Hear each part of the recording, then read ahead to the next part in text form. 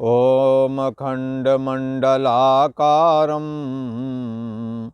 व्याप्तं येन चराचरं तत्पदं दर्शितं येन तस्मै श्री गुरवे नमः। योगेश्वर श्री कृष्ण भगवान की जय। ऐं सरस्वत्यै नमः। श्री गंगा देव्यै नमः। पूर्व का प्रसंग चल रहा है। भगवान श्री कृष्ण के प्रति अर्जुन प्रश्न करते हैं कि हे भगवान, मैं संन्यास और त्याग के विषय में इनको अलग अलग तरीके से, इनको अलग अलग करके समझना चाहता हूँ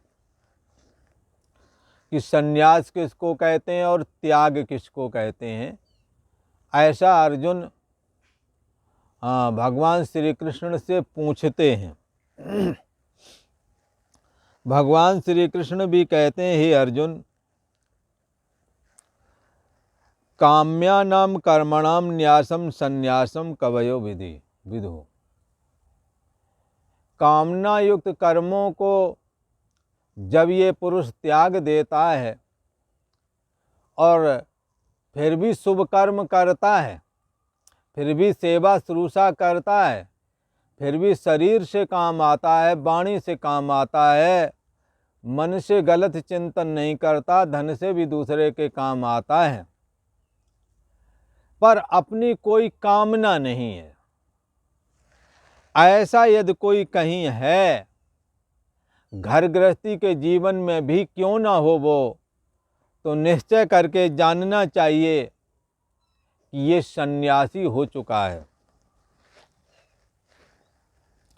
राजा जनक आदि राजकाज करते हुए और इसी प्रकार से वो अंदर से सन्यास मार्ग का आश्रय लिए हुए थे।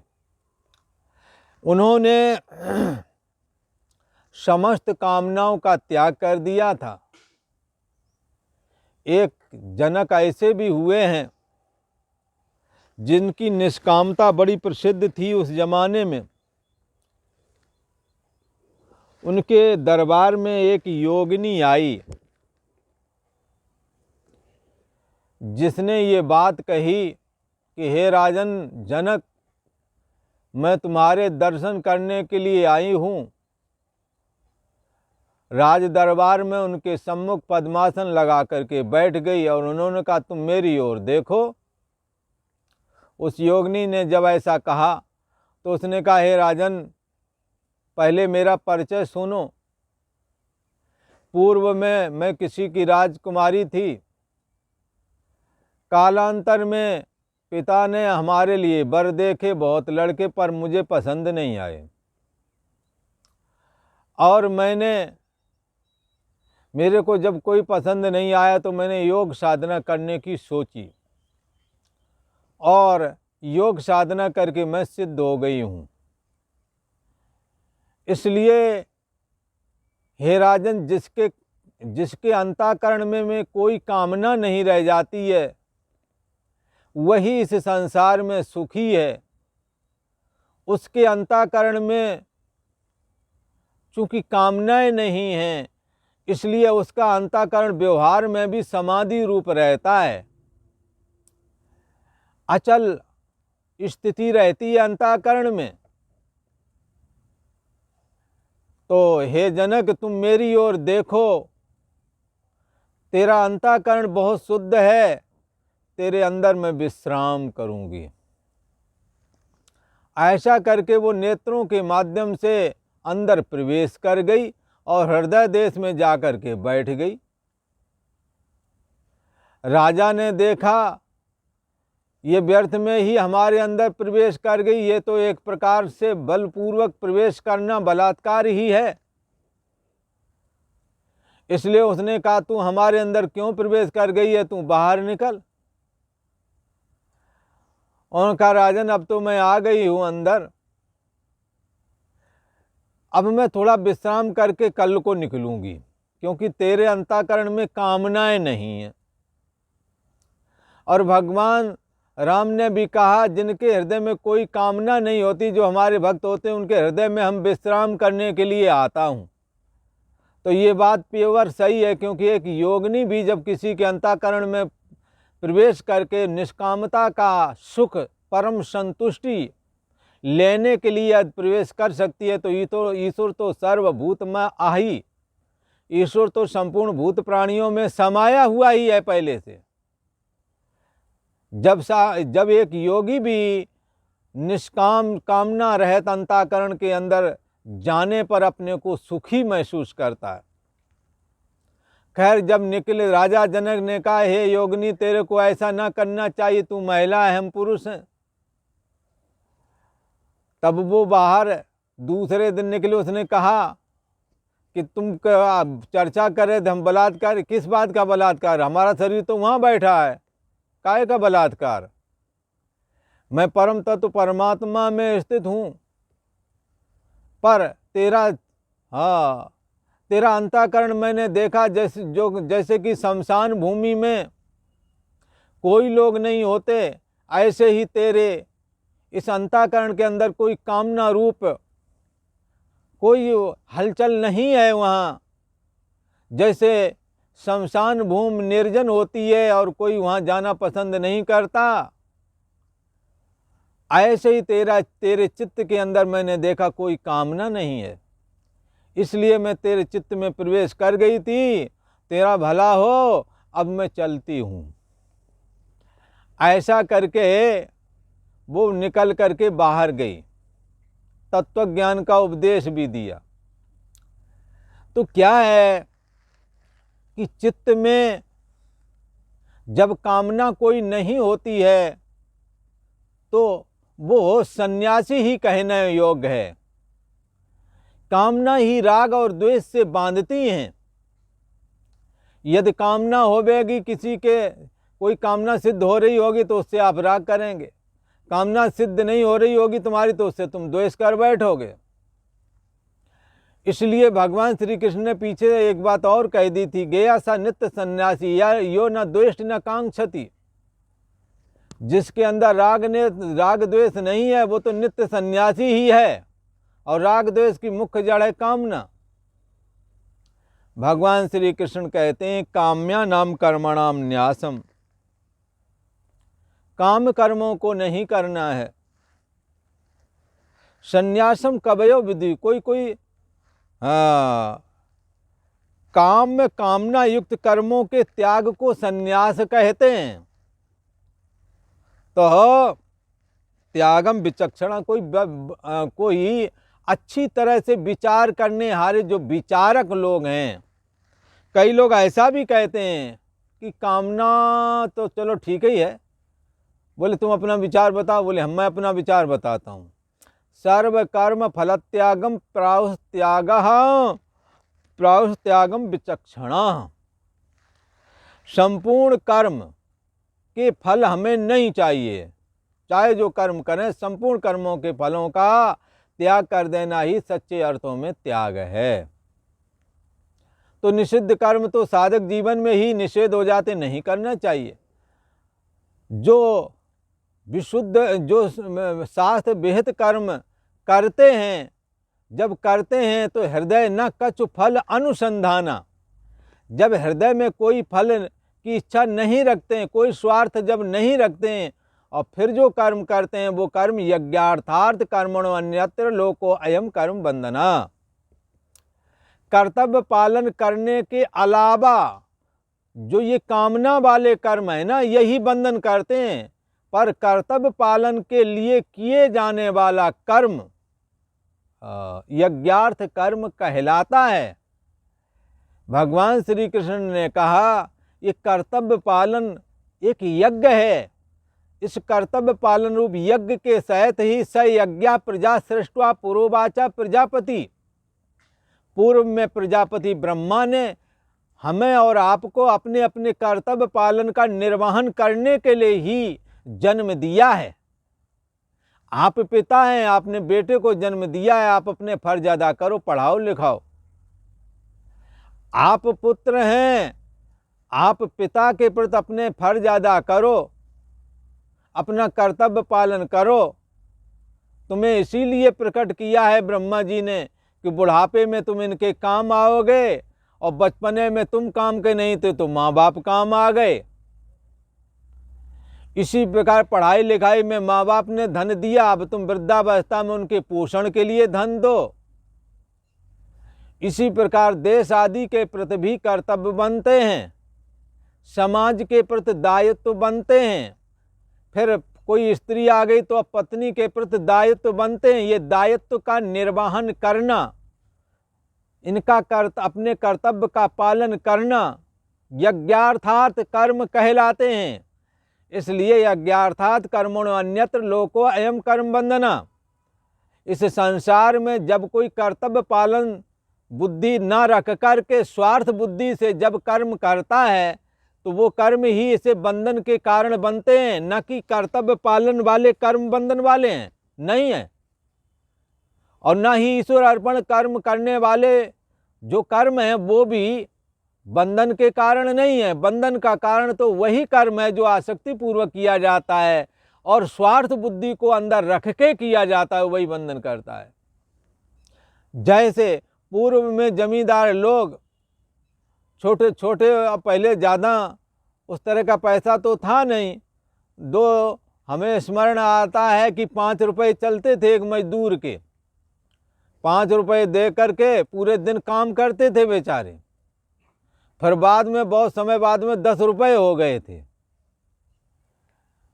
तो क्या है कि ये कई लोग लाते थे, कई ज़्यादा दमंग मनाते थे। जब 10 चलने लगा तो वो 5 ही मिलाते थे कि नहीं हमारे बंधे हुए मजदूर हैं।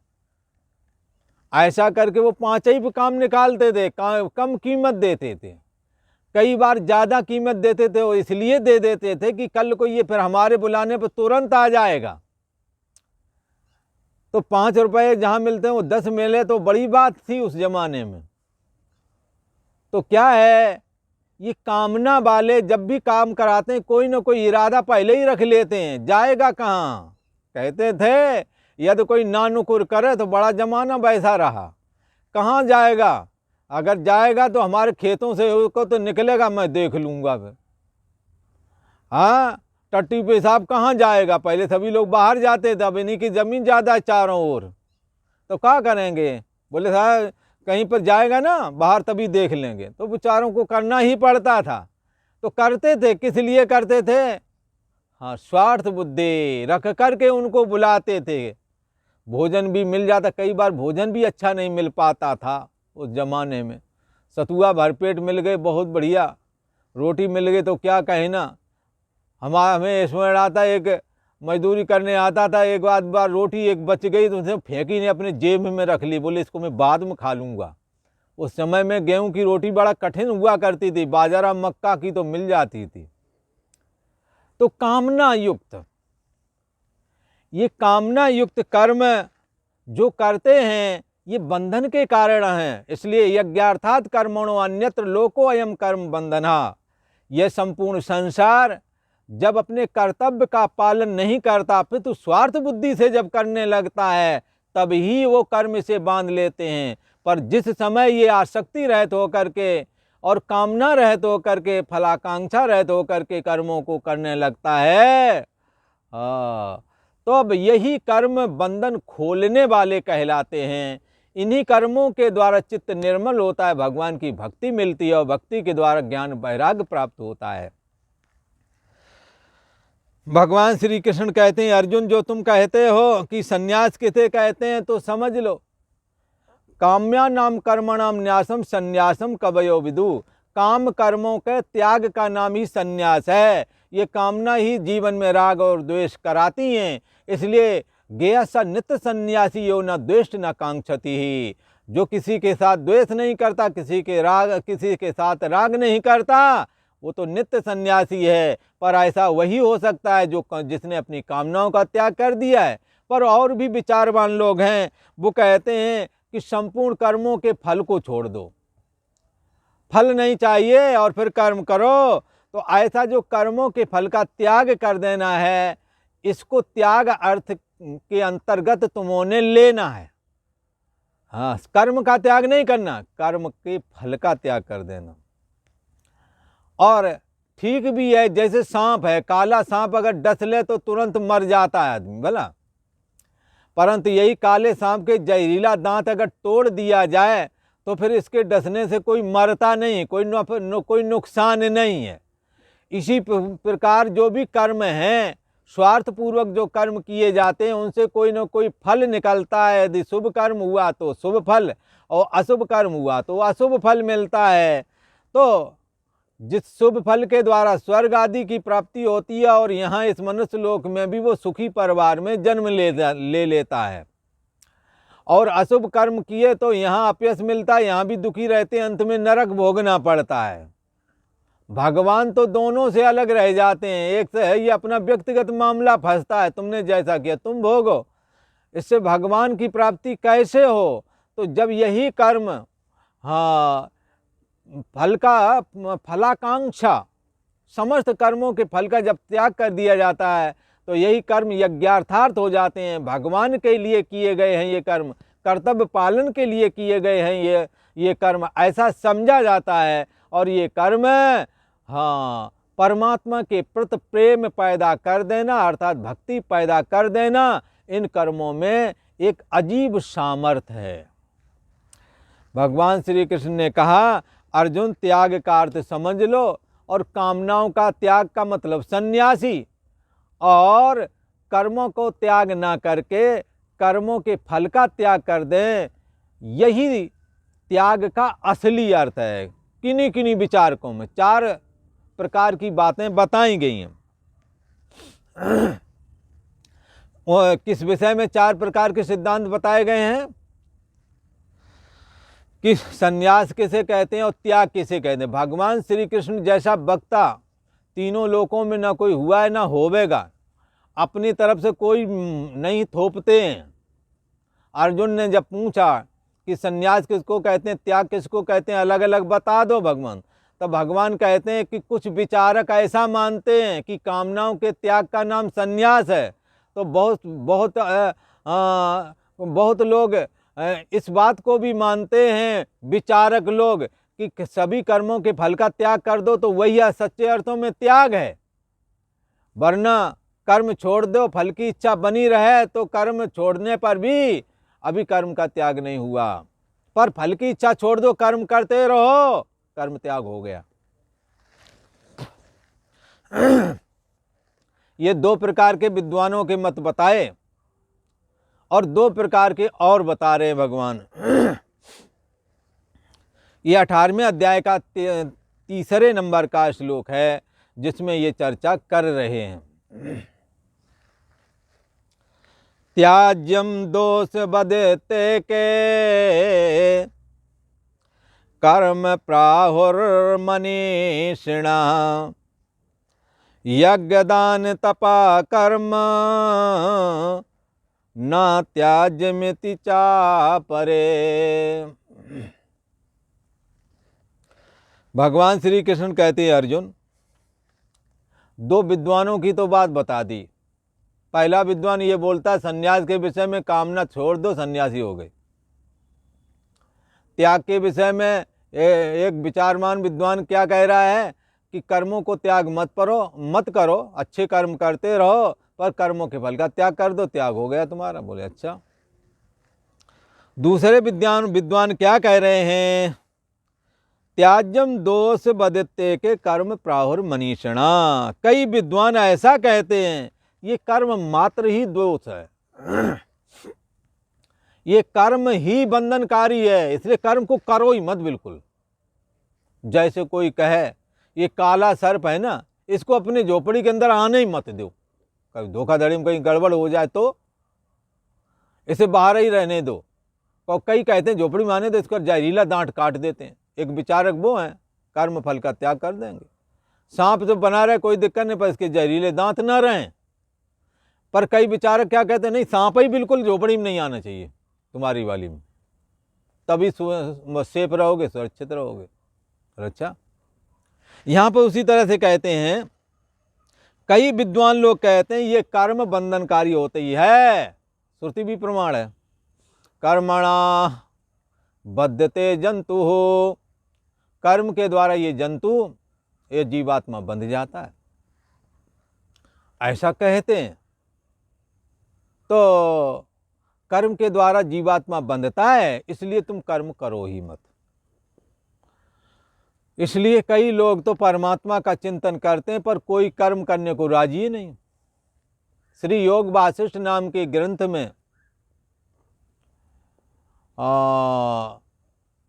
अग्निवेश के एक पुत्र थे, कारुण्य करके कोई ऐसे एक प्रसंग है, जिसमें वो अपने गुरुओं के यहाँ विद्या सीख के आए और वहाँ पर ये श्रुति इन्हें सुनने को मिली थी कि कर्मणा बद्धते जंतु, कर्म से जंतु बंध जाता है। इसलिए विद्या अध्ययन, उपनिषद शास्त्र का अध्ययन करके और जाकर के अपने घर में निठल्ले होकर के बैठ गए। पिताजी ने देखा ये कौन सा बवाल लेके आया, ये इसको विद्या अध्ययन करने के लिए भेजा है, ये तो दामाद बन के भीतर घुसा रहता, कुछ काम करता ही नहीं है, ऐसे कैसे गुजारा होवेगा। उसने पूछा, हे पुत्र, तुझे विद्या अध्ययन करने के लिए भेजा था, पर विद्या का फल तो क्रियाशील एक्टिव होना है, ना कि अकर्मण होकर के बैठ जाना, संपूर्ण कर्मों का त्याग कर देना, ये विद्या का फल तो नहीं। तू कौन सी विद्या पढ़ के आया है कि जिससे कि तू यहाँ अकर्मण होकर के बैठा है, कर्मों का त्याग तुमने क्यों कर दिया है, पुत्र बताओ हमें। जब ऐसा कहा तब उस ब्राह्मण पुत्र ने कहा कि हे पिता, मैं अपने गुरु के यहाँ पढ़ के आया हूँ, हमारे गुरु महाराज ने बताया है कर्मणा बद्धते जंतु हो। हाँ, कर्म से जंतु ये जीव बंध जाता है और अंतर्यामी आत्मा कर्म भाव से रहित है। इसलिए मैं अंतर्यामी आत्मा में विश्रांति लाभ प्राप्त करने के लिए मैं कर्मों का त्याग मैंने कर दिया है ताकि मैं मुक्त हो सकूं। तब उनके पिता ने कहा, अरे पुत्र, तुमने ये कैसी बात सोची, ये तो बड़ा ही गलत सिद्धांत तुमने समझ लिया।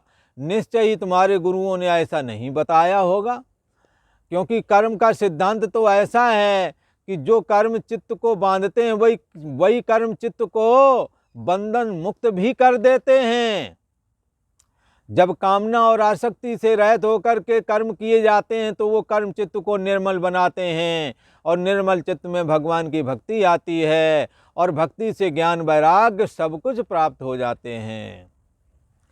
इसलिए हे पुत्र, जैसे पक्षी दो पंखों के द्वारा आकाश में उड़ता है, ऐसे ही कर्म के द्वारा चित्त निर्मल किया जाता है और ज्ञान के द्वारा आत्मसंस्थम मना कृत्वा न किंचिदपि चिंतयेत, अंतर्यामी आत्मा में अपने जीव भाव को प्रवेश करा करके स्थित करके न किंचिदपि चिंतयेत, फिर और जगत की सत्यता का चिंतन बिल्कुल नहीं करना है। सत्ता मात्र है और जानना पना करके जो अंदर तत्व विद्यमान है, सोहम अस्मि, वो मैं ही हूँ, ऐसा करके धारण किया जाता है। इसलिए सोहम सोहम की झीनी धुन से ये अंतर्यामी आत्मा जो चैतन्य व्यापक है, हाँ, चैतन्य आकाश है, इस गगन महल को जाते हैं।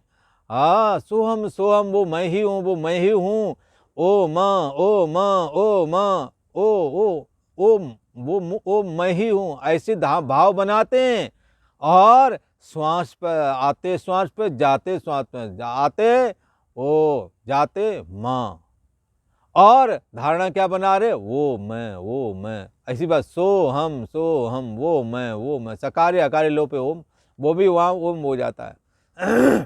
खैर, तो इस प्रकार से अंतर्यामी आत्मा में विश्रांति लाभ किया जाता है। हे पुत्र, कर्मों का कोई त्याग नहीं कर सकता, क्योंकि कर्म तो जब तक शरीर है, शरीर में भोजन पचता रहेगा, नस नाड़ियाँ चलती रहेंगी। हाँ, इसलिए आप बिल्कुल निश्चिंत होकर के आंखें बंद करके बैठ भी जाओ तो भी तुम्हारा भोजन तो पच ही जाता, क्रिया तो हो ही गई है, और नस नाड़ियों में खून तो दौड़ ही रहा है, तो क्रिया तो हो ही रही है। कैसे कहते हो कि मैं कुछ नहीं करता हूँ? और फिर आपका मन इधर उधर दौड़ रहा है तो मानसिक कर्म तुम्हारा हो ही रहा है। इसलिए कर्म त्याग का ये लक्षण नहीं। तो उन्होंने अपने पुत्र को बताया, हे पुत्र, कर्म त्याग का लक्षण है या तो कर्म भगवत अर्पण बुद्धि से करो या कर्तव्य पालन की दृष्टि रखते हुए संपूर्ण कर्मों को करो, पर फल किसी का मत चाहो। हृदय न कछ फल अनुसंधाना, हृदय में कुछ फल की इच्छा मत रखो और समस्त कर्मों को, कर्तव्य कर्मों को करो। वो कर्म तुम्हारे को मुक्ति देने वाले बन जाएंगे। चित्त को निर्मल बना करके भगवान की भक्ति आएगी और भक्ति से ज्ञान और वैराग सब कुछ प्राप्त हो जाता है। भगवान श्री कृष्ण कहते हैं, हे अर्जुन, कई विद्वान तो ऐसा कहते हैं कि ये कर्म मात्र ही दोष युक्त है। श्रुति ने साफ और सीधा कहा है, कर्मणा बद्धते जंतु हो, कर्म के द्वारा ये जंतु बंध जाता है, इसलिए इस कर्म का मैं त्याग कर देता हूं। कर्म मात्र ही दोष युक्त है, इसलिए इसका त्याग करने योग्य है। उस ब्राह्मण के कहने पर उसका पुत्र तुरंत उठ खड़ा हुआ और नित्य प्रत फिर अपने समस्त कर्मों को करने लगा। संध्या वंदन आदि करता, सभी के सेवा शुश्रूषा आदि करके कर्तव्य का निर्वहन करता और ज्ञान का अभ्यास अपने पिता से करता। इस प्रकार से वो कैवल्य निर्वाण को प्राप्त हो गए। जैसे पक्षी के दो पर होते हैं, पंखे होते हैं, एक दाहिना एक बायां, तो बायां पक्ष तो कर्म है, कर्म के द्वारा ईश्वर अर्पण बुद्धि के द्वारा चित्त निर्मल बनाओ और ज्ञान के द्वारा सर्वाधिष्ठान ब्रह्म मैं हूँ, मैं आत्मा हूँ, मैं ब्रह्म हूँ, ये दुर्लभ चैतन्य सत्ता जो तुम्हारी बुद्धि देश का साक्षी है, यही भगवान श्री कृष्ण का अंतर्यामी स्वरूप भी है। इसी में आत्मसंस्थम मना कृत्वा, परछिन्न व्यक्ति विशेष रूप जो ये मन है, जो ये जीव है, इसको इसी में स्थापित करके न किंचिदप चिंतित, फिर मैं देह हूँ, जगत सत्य, ये बात सोचनी ही नहीं है और जानना पना जो सत्ता मात्र परमात्मा है, सोहम अस्मि, वो मैं ही हूँ। ऐसे भाव में दृढ़ बुद्धि करके और न किंचिदप चिंतित, फिर कुछ भी नहीं सोचना, स्थित हो जाओ। तो इस प्रकार से भगवान श्री कृष्ण ने बताया कि कुछ विद्वान लोग किस प्रकार से कर्म मात्र को दोष युक्त मानते हैं, इसलिए वो कहते कर्मों का त्याग कर देना योग्य ही है, ठीक ही है। पर उन्हीं में से कई एक विद्वान ऐसे भी हैं जो इस बात को कहते हैं कि ठीक है तुम्हारी बात, संपूर्ण कर्मों का त्याग कर देना चाहिए, परंतु 3 कर्म नहीं त्याग करना, बाकी सब कर दो चलेगा। बोले कौन से 3 कर्म? यज्ञ दान तपा कर्म, यज्ञ दान तपः कर्म, यज्ञ दान तपा कर्म न त्याज्यमिति चापरे। यज्ञ दान और तपस्या, ये 3 चीजें नहीं छोड़ना, बाकी छोड़ना छोड़ दो। बोले क्यों? हाँ, यज्ञ दान तपा कर्म पावनानि मनीषिणः। आप विद्वान हो गए, आप बहुत अच्छे महात्मा बन गए, यदि यज्ञ दान तप करते रहोगे तो और अच्छे बन जाओगे। जैसे आपने कोई लोटा, पहले पीतल के हुआ करते थे, भला पीतल के और कसकुट के हुआ करते थे, पहले फूल के हुआ करते थे, वजनदार लोटा होते थे। अब वो उनको धुलाई ना करो तो मटमैले दिखते थे, इसलिए उनकी धुलाई करते, चम दिखते थे। वो लोग कई बार माताएं रगड़ा लगा लगा करके 2-4 साल में उसको पार कर डालते थे, बोल तो पत्म घिस जाता था पर चमकता रहता था। चमकने वाले लोटा को और घिस कर बढ़िया से बनाए तो और चमकने लगा। आप अच्छे हो गए, पर यज्ञ दान तपस्या और करोगे तो और अच्छे बन जाओगे, भगवान के भक्ति मिलेगी, योग साधना कर सकोगे, अध्यात्म मार्ग तुम्हारे लिए और सहज हो जाएगा। इसलिए ये लोग ऐसा कहते हैं कि ये जो विद्वान लोग हैं, जब कई विद्वान लोग ऐसे जब हैं जो जिनका कथन ये है कि कर्म मात्र दोष युक्त है, इसलिए कर्मों का त्याग कर देना चाहिए, किसी प्रकार का कोई कर्म न करना चाहिए। अच्छा, तब दूसरे वाले कहते हैं किसी प्रकार का कोई कर्म नहीं करना चाहिए, कर्म नहीं करना चाहिए तो हम भी मानते हैं, पर किसी प्रकार का नहीं करना चाहिए, हम नहीं मानते। बोले तुम क्या मानते हो? बोले यज्ञ दान और तप रूप कर्म को कभी छोड़ना ना चाहिए, बाकी सब छोड़ दो पर ये ना छूटें। हाँ, त्याज्यम दोष बदित्ते के कर्म प्राहुर मनीषणः यज्ञ दान तपः कर्म न त्याज्यमिति चापरे। कई एक विद्वान ऐसा कहते हैं कि कर्म मात्र दोष युक्त है इसलिए त्यागने के योग्य है, और दूसरे यह कहते हैं कि यज्ञ दान और तपरूप कर्म त्यागने योग्य नहीं है। इस प्रकार अर्जुन ने भगवान श्री कृष्ण से जो बात पूछी उसका उत्तर मिल गया है।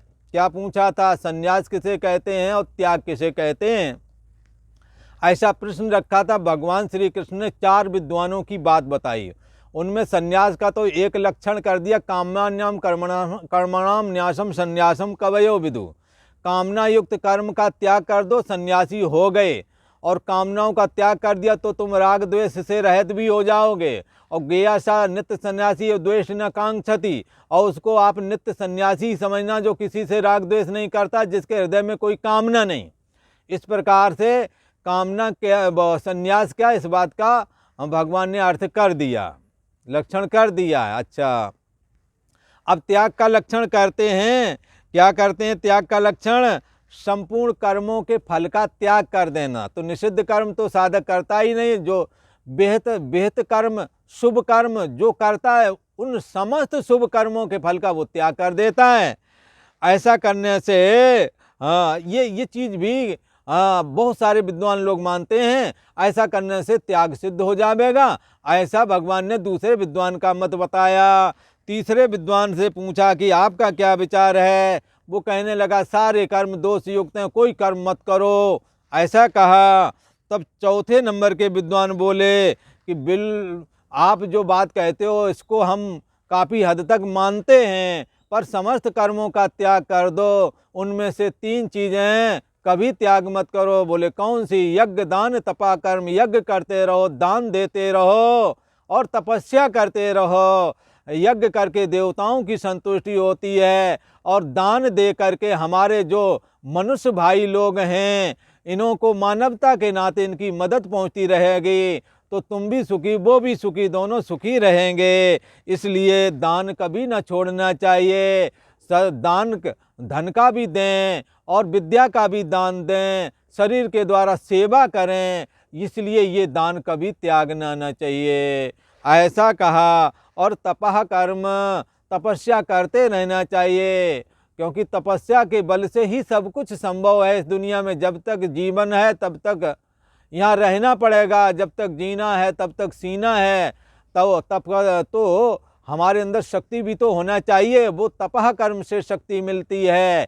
इसलिए तपस्या का भी कभी त्याग न करे। जैसे तपस्या के उचित अवसर जब नवरात्रि आदि आते हैं तो अवश्य नवरात्रि रहे, जन्माष्टमी है, रामनवमी है, इन्हें जरूर रहे, एकादशी रहे। इस प्रकार से छोटे छोटे 1-1, 2-2, 3-3, 7 सप्ताह का या 8 दिन का जो नवरात्रि, ये सब रहने से धीरे धीरे तपा वृद्धि होने लगती है, तप कहलाते हैं। ईश्वर की प्राप्ति के निमित्त कष्ट को सह लेना तपस्या कहलाता है। शरीर, वाणी और मन से भी तपः कर्म संपन्न होता है, जैसा कि 17वें अध्याय में पूर्व में निरूपण किया गया है। तो इस प्रकार से भगवान श्री कृष्ण ने संन्यास और त्याग के विषय में विस्तार से चर्चा की है। और आज इतना ही। ओम शांति शांति शांति।